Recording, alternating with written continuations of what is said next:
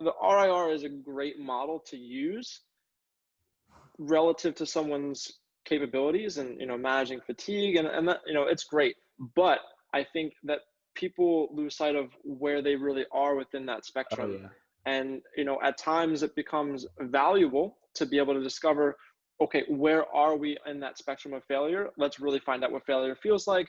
Let's find out what failure is. And Hmm. now we can have a better gauge as to what that feels like as we're approaching it using the RIR model. No, and to talk about, training online versus training in person, it is totally different.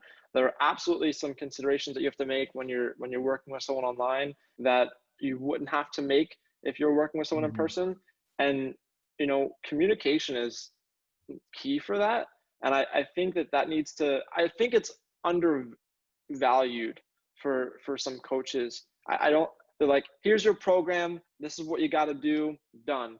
And I don't think that they promote an atmosphere that allows clients to feel like they can or should ask questions. Hmm. But you should be asking your coach questions constantly. I mean, question their methods. If they don't have a rational answer for what they're programming, then they're not the coach for you. That's number one. And if they're not taking time out of their day to communicate with you and be able to discuss, then man, maybe they're not the right coach for you as well, just based off of that fact.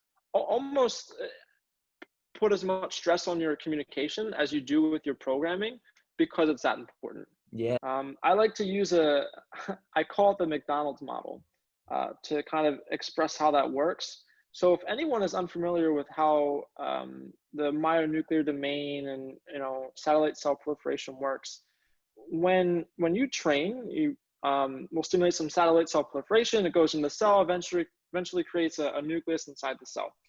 And that cell is responsible for delegating responsibilities towards a certain amount of space. So where this compares to McDonald's, if you were to have a plot of land and establish, okay, I want a McDonald's right here. Well, you need permits, you need to build it, you need workers to build it. It takes time, it doesn't happen overnight. It's a lot of work, right? Just like building new tissue is, it takes a lot of work.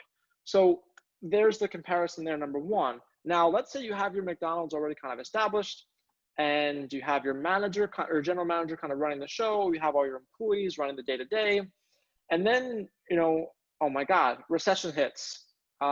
People aren't nearly or buying nearly as much food as they were before for whatever reason. Money's short, right? They go to other lengths to get food.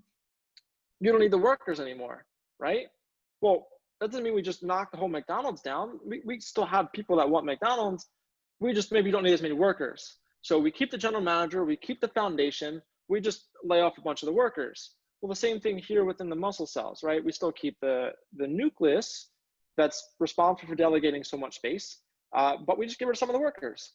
And then once business picks back up, cool. We already have the foundation, we already have the general manager, we have everything we need. We just need to hire new workers again. So getting those workers back in there, just like rebuilding some of that muscle back, happen. For me, I don't have much of a concern with being able to get back there. It's just making sure that I have the right approach to facilitate that.